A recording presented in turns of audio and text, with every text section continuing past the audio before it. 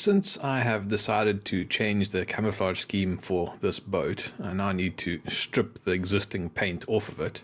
I've never actually stripped paint from a model before, so I'm not entirely sure of how to do this.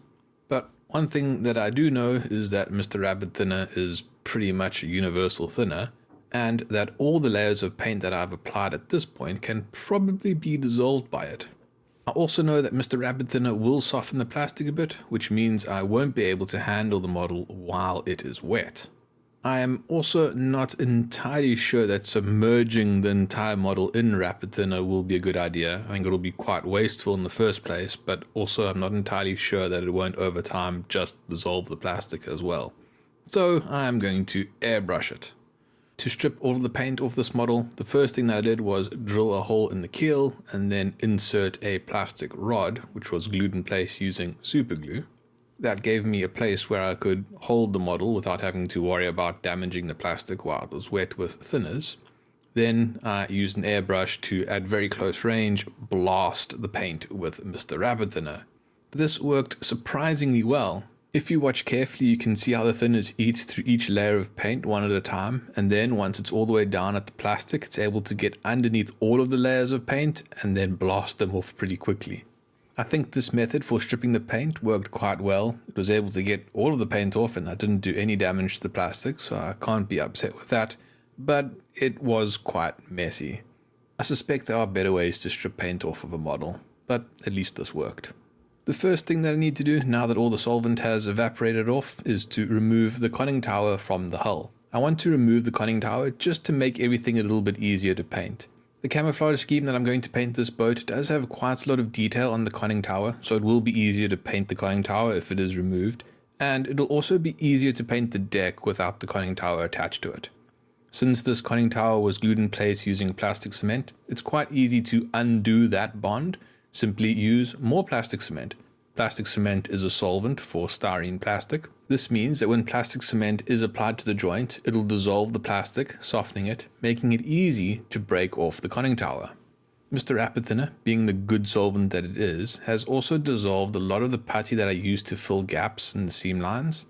So I now need to reapply that putty and then file and sand it smooth.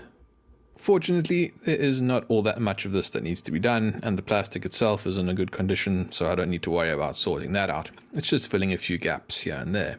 Once finished with the plastic putty, I'll spray the photo etch parts with metal primer and then the entire model with Mr. Surfacer 1000.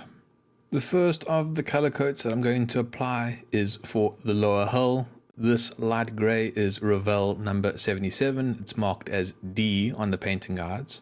This is the same color that was used in the previous camouflage scheme that I painted on this boat.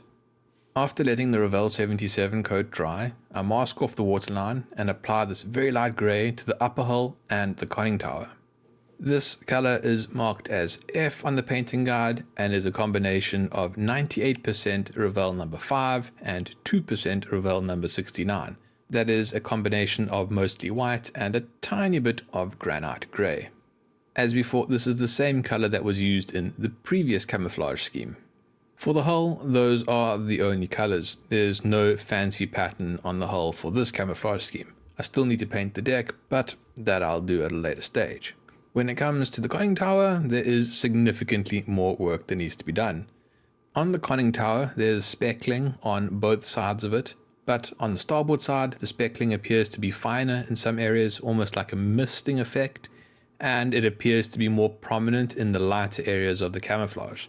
To achieve that effect, I start by splattering paint onto the side of the conning tower using a toothpick and a paintbrush. The color that I'm using to create these speckles is Revell 69 Granite Grey. After the speckles have dried, it is then time to paint on the medium grey lines. This is Revell 57 Grey. To assist me with getting the pattern fairly accurate, I have scaled down the painting guide and printed it out at the same scale as the model, and I'm using that as a reference as I paint it onto the conning tower. I know this will not be perfect, I just want it to be a close representation. While painting on the pattern, I make mistakes. In some areas I go too far, in some areas I paint the pattern on an incorrect location, so I iterate back and forth with the light grey and the medium grey until I get the pattern into a reasonable state. After painting on the medium grey pattern, I then put more speckles on the starboard side of the conning tower. This time I'm using an airbrush to try and get a combination of a fine mist and speckles, just to help get it closer to the image in the painting guide. Once again, I'm using Revell 69 for this. After all of that paint has dried, it's now time to start putting on the fine line details and larger speckles. This is also supposed to be done with Revell 69, but I think painting on such a fine line is going to be quite difficult. So instead of using paint, I'm going to use a black 0.1mm marker pen. Although this is technically the wrong color, the Revell 69 color is very dark, it's almost black. So I think that in low quantities, a line of that versus a line of black marker is going to be very similar. So I think I'm going to get away with this. It's certainly going to be a whole lot easier to draw on this line. The other thing about this line is that it's a bit fuzzy. Now it's going to be quite difficult to get a fuzzy edge with a pen like this. It'll give me a very sharp edge normally. But if I draw it on in stops and starts, it's going to create that somewhat fuzzy effect. At least that's what I'm trying to get it to do. The point that I'm making here is that it doesn't need to be a perfectly smooth line. It can be a bit rough. In fact, it probably should be a bit rough for it to look more accurate. After drawing on the lines, I then put on the speckles using the same pen. This is quite a simple process. It's certainly a lot easier than using a brush. Not having to reload paint all the time makes this considerably quicker and easier. Also quite like the size of this tip for the pen. It's making good sized dots that I think are fairly good representations of the actual camouflage pattern.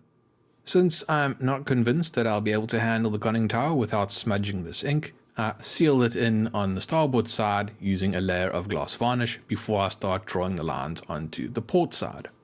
On the port side, the exact same process is followed again. Now that the conning tower is complete, I'm going to return to the hull. Mask off the sides just to protect it from any overspray, and then spray the deck with what is referenced as color G in the painting guide. Color G is a combination of 90% Revell 46 and 10% Revell 78. That is mostly NATO olive with a little bit of tank grey. After all of the planking is painted in this dark brown color, the details on the deck are masked off and painted in Revell 69.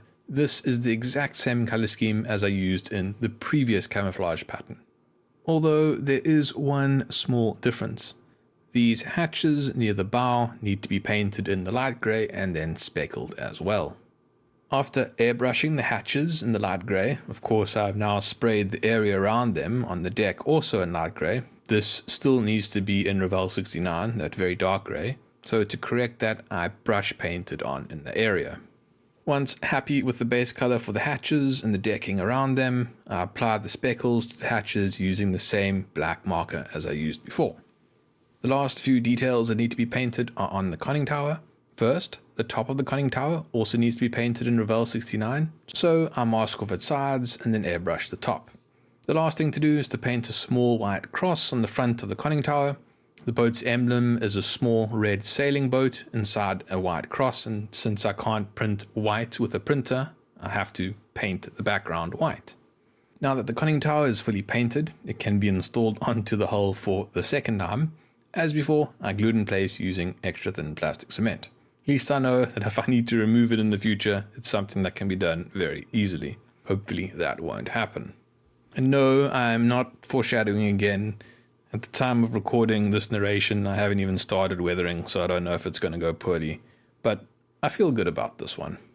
This is where I'm going to end this video. In the next video, I'm going to move on to weathering. And if you watched the previous weathering video, I'm not going to do the same thing that I did in that video. It will be different. If you don't want to wait for the scheduled release of videos and want to watch them when they're uploaded, consider becoming a channel member by clicking the join button below. If you would like to support the channel, like and subscribe. And as always, questions are welcome in the comments. Thank you for watching. Cheers.